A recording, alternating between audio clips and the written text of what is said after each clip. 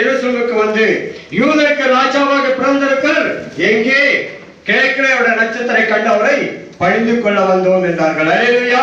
இயேசு கிறிஸ்துவை பணிந்து கொள்ள வந்தோம். அல்லேலூயா. நாம் எல்லோரும் யாரை பணிந்து கொள்ள வந்திருக்கிறோம்? கர்த்தராகிய இயேசு கிறிஸ்துவை பணிந்து கொள்ள வந்திருக்கிறோம். ஆனால் அவர் சாஸ்திரிகள் சகலத்தையும் அறிந்தவர்கள், அவர்களே சொல்லுகிறார்கள் அந்த ராஜாவை நாங்கள் பணிந்து கொள்ள வந்திருக்கிறோம். அப்படியானால் இயேசு கிறிஸ்து இந்த பூமியில பிறந்தது எல்லோருக்கும் ஒரு மகிழ்ச்சி. அல்லேலூயா.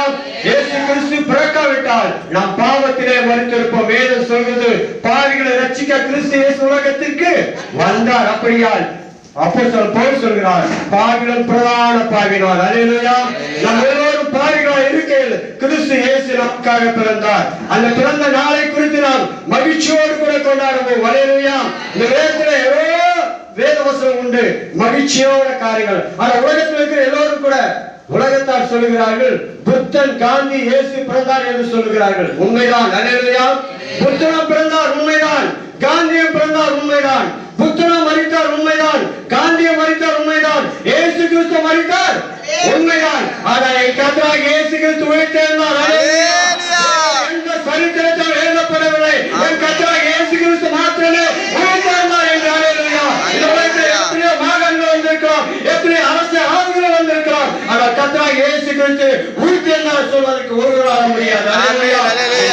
கர்த்தர் உயிர்த்தெழுந்திருக்கிறார். அல்லேலூயா. இந்த பூமியில வந்து உன்னையும் என்னையும் மீட்க முடியாது. என் கர்த்தராகிய இயேசு கிறிஸ்து இந்த பூமியில மனிதனாய் வந்தார். அல்லேலூயா. அந்த வந்த இயேசு கிறிஸ்து நான் நினைத்தபடியாய் எல்லாருடைய கல்லறையிலும் பிறப்பு இறப்பு எழுந்திருக்கும். ஆனால் என் கர்த்தராகிய இயேசு கிறிஸ்து கல்லறைக்கு மாத்திரம் உயிர்ப்பு என்ற வார்த்தை எழுதியிருக்கும்.